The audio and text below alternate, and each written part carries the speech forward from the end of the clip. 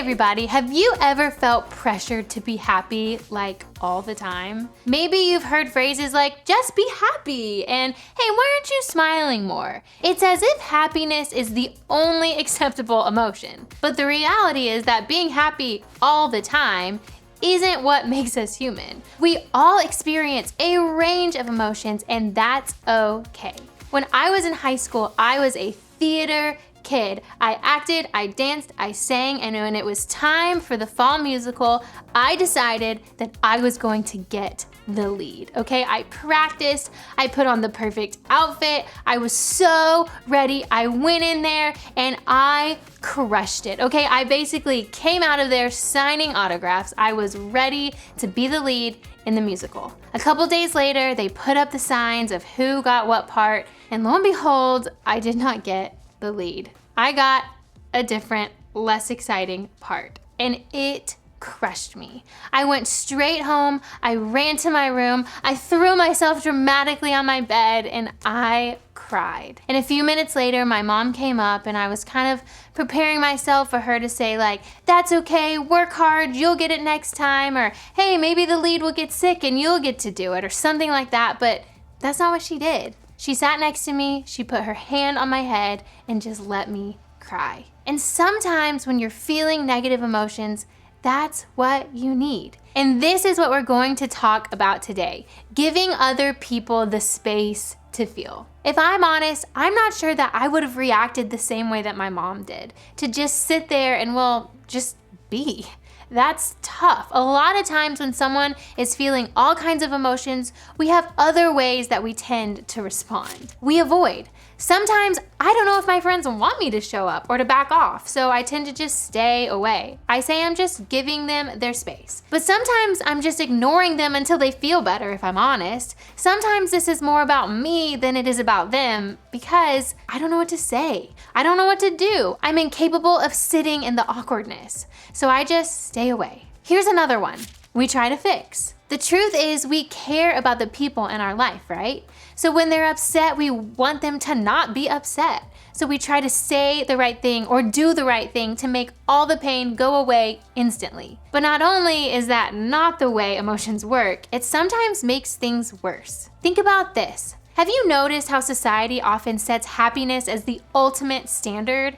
It's like if you're not happy, something is wrong. Think about social media. People usually post their best moments, right? Their highlight reels, we see smiling faces, fun events, and beautiful vacations. But we rarely see bad days, moments of sadness or struggles. This creates an illusion that everyone else is happy all the time. And if we're not, we must be doing something wrong. But here's the thing, this pressure to always be happy can make us feel worse. Imagine feeling sad and then on top of that, someone keeps asking you, what's wrong? Or, hey, what's wrong? Or seriously, what's wrong? It can make you feel even more upset because now you're dealing with your own sadness and the pressure to be happy or to know how to verbalize what's wrong. That is what happens when we try to fix. We place unnecessary pressure on someone else's happiness. And then the last one, we offer an unhealthy escape. Have you ever watched a show or movie where someone says to a friend, you've had a tough week, we need to get your mind off things, and then they go out and make terrible decisions?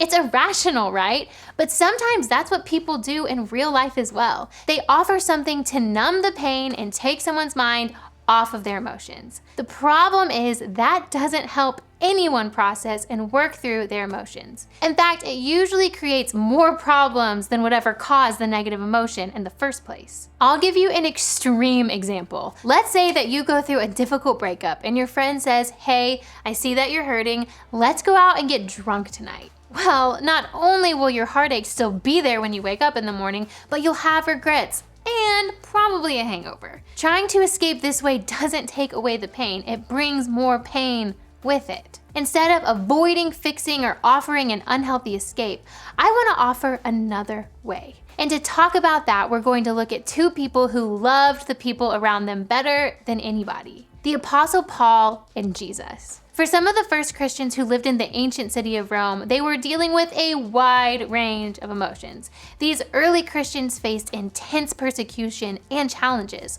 Life was far from easy, and emotions ran high. They dealt with fear, uncertainty, and sorrow, but also hope, faith, and joy. Paul, who was the leader that started many of the first churches, understood their struggles. In a letter he wrote to the early Roman Christians, he says this: "Be happy with those who are happy, and weep with those who weep. Live in harmony with each other. Don't be too proud to enjoy the company of ordinary people, and don't think you know it all."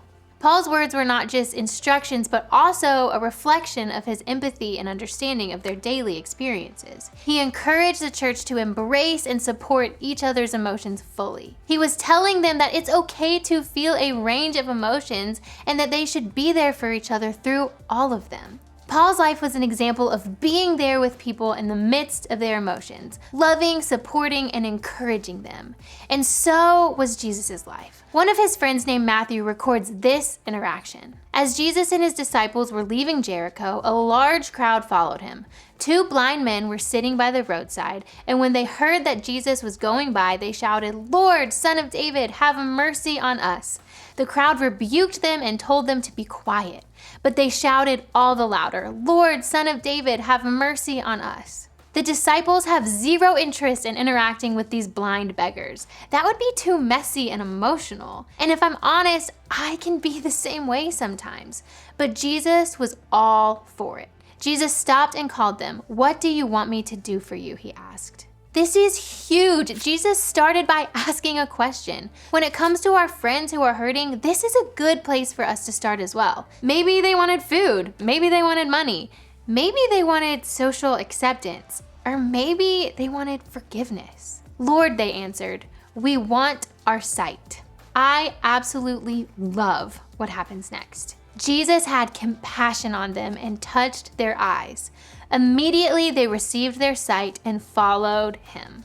Of course they did. Wouldn't you follow someone who healed you like that? The word compassion in the original language means to feel in your bones or your gut. Jesus felt deeply for what these blind beggars had gone through their entire lives. Jesus put himself in their shoes. He entered into their world. He listened to them. He cared about what they cared about. He got up close and personal. He had empathy and compassion for them. Wherever people were on this list, Jesus got right there with them. He didn't brush off, shrug off, or act like some of those emotions were petty or unnecessary. No, he went into those emotions with them. And he does the same thing for you and for me. So, when you have a friend who's feeling sad, you can care about them in that emotion the same way Jesus cares for you. This is one of the reasons why people were so drawn to Jesus. He saw people. He really saw them. He didn't just look at their behavior or their outward appearance. He looked at their heart, their intentions, and their emotions. He saw them as human beings with fears, insecurities, anger, hopes, cultural experiences, biases, broken families, past experiences, and so much more. He saw them as real people with real stories, and he felt what they were feeling. You and I can do the same thing. We can give others the space to feel. Instead of avoiding people, trying to fix them, or offering an unhealthy escape, we can offer them love, support, encouragement, empathy, compassion. After all, isn't that what we want others to do when we're feeling all of our emotions? So how can you start to do this? Number 1, practice empathy. Practicing empathy means we step into another person's world, trying to see things as they do and to feel what they feel. Empathy doesn't mean over-identifying. You are there to support, not to solve everything. If a friend is going through a tough time at home, it's not your job to fix their family situation, but you can be there to listen and offer your presence. Empathy also involves respecting someone's need for space. Sometimes people need time alone to process their emotions. If a friend says they need some time to themselves, respect that. You can let them know you're there whenever they're ready to talk. And you can send them an occasional text and check in, but don't push them to open up before they're ready. Think about a time when you've experienced empathy. Maybe a friend didn't try to fix your mood or give you advice, they just let you be. They gave you the space to feel what you were feeling, and that was exactly what you needed. We can all do this for each other. Number 2, show support.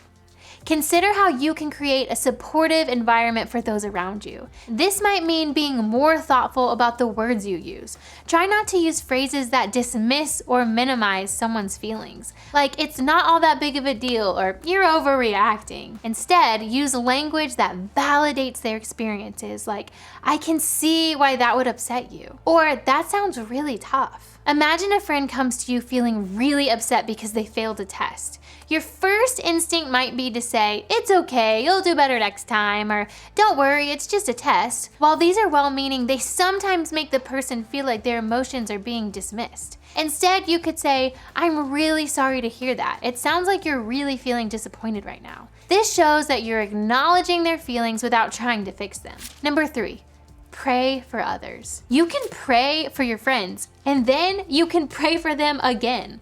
Not only can you ask God to comfort them and help them, you can also ask God to give you wisdom on how to support them during this time. Prayer is such a powerful way to support people when they're going through difficult times. One last thing, you can also pray with your friend. You can even pray out loud with them. Remember, Jesus shows us that it's okay to feel a range of emotions. He gives others space to feel, and we should too. So as you go into your week, keep this in mind. Give others space to feel. But don't give them so much space that you're not there for them. You don't have to know everything and have all the answers to offer love, support, encouragement, empathy, and compassion. When you head to group, think about your response to this question. This week, how can you give others the space to feel?